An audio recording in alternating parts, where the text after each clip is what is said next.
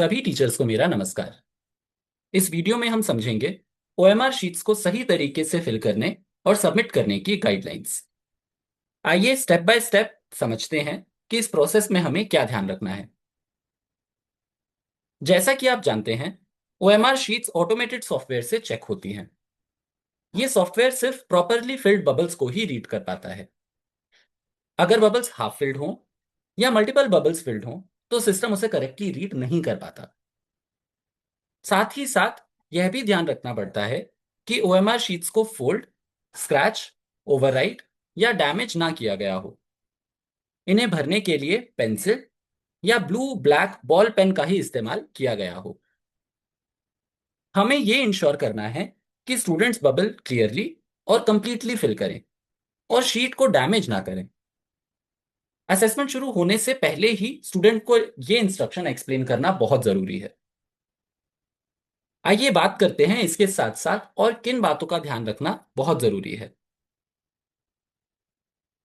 Assessment शुरू होने से पहले हमें इन शीट्स में कुछ बेसिक डिटेल्स फिल करनी होंगी। इन्हें आप वीडियो पॉज करके देख सकते हैं। इन सब डिटेल्स को सही बॉक्सेस में ध्यानपूर्वक भरना जरूरी है। बाकी सभी डिटेल्स स्टूडेंट फिल कर सकते हैं। अब हम बात करेंगे कि अलग अलग सब्जेक्ट की ओएमआर शीट हमें कैसे पता चलेंगी। हर सब्जेक्ट के लिए ओएमआर शीट में अलग अलग सीरीज कोड हैं। ये कोड आप बार कोड के साथ देख सकते हैं। इस कोड का पहला नंबर सब्जेक्ट को आइडेंटिफाई करता है। जैसे 1 से शुरू होने वाली सीरीज मैथ के लिए, 2 से हिंदी के लिए और 3 से इंग्लिश के लिए इस्तेमाल की जानी है। आपको ध्यान रखना है कि स्टूडेंट्स को सब्जेक्ट की सही ओएमआर शीट मिले। इन शीट्स को सब्जेक्ट के लिए इंटरचेंज नहीं किया जा सकता, इसलिए इस चीज का हमें खास ख्याल रखना है। जैसा कि हमने बात करी, ओएमआर शीट पर गलत बबल्स या डैमेज होने से स्कोर रीड नहीं हो पाते।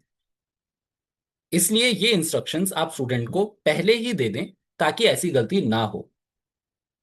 असेसमेंट शुरू होने से पहले आप उन्हें खुद डेमोन्स्ट्रेट करके भी दिखा सकते हैं कि बबल्स को कैसे फिल करना है। उन्हें खास रिमाइंडर दें कि शीट्स को अच्छे से हैंडल किया जाए।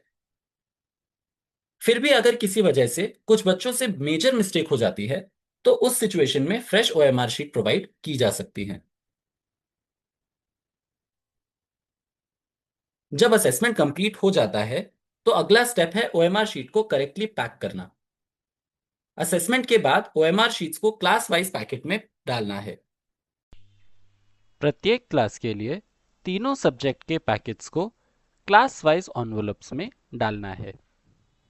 इन क्लास वाइज एनवेलप पर हमें इस फॉर्मेट में प्रिंटेड स्लिप पेस्ट करना है। यह हमें सर्कुलर पर अटैच्ड मिल जाएगा।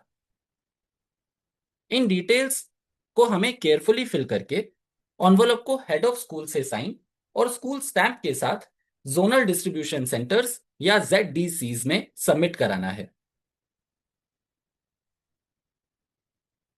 जब सभी पैकेट्स रेडी हो जाते हैं, उन्हें एक लार्ज एनवेलप या बॉक्स में कंबाइंड किया जाना है। इस एनवेलप या बॉक्स पर एक लेबल लगा दें जिस पर स्कूल का नाम, ID और जोन क्लियरली मेंशन होना जरूरी है।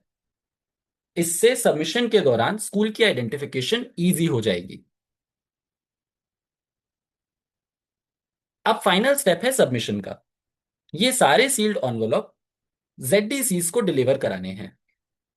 सबमिशन से पहले हेड ऑफ स्कूल को इंश्योर करना है कि सभी एनवेलप अच्छे से सील्ड और सही तरह से लेबल्ड हों, यानी कि हर एनवेलप पर रिक्वायर्ड इंफॉर्मेशन क्लियरली मेंशन्ड हो और एनवेलप सिक्योरली सील किया गया हो, ताकि सबमिशन प्रोसेस स्मूथली कंप्लीट हो सके।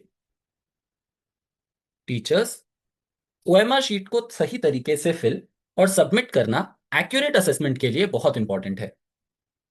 आपकी केयरफुल वेरिफिकेशन से एरर्स अवॉइड हो सकते हैं और स्टूडेंट के रिजल्ट करेक्टली प्रोसेस हो पाते हैं।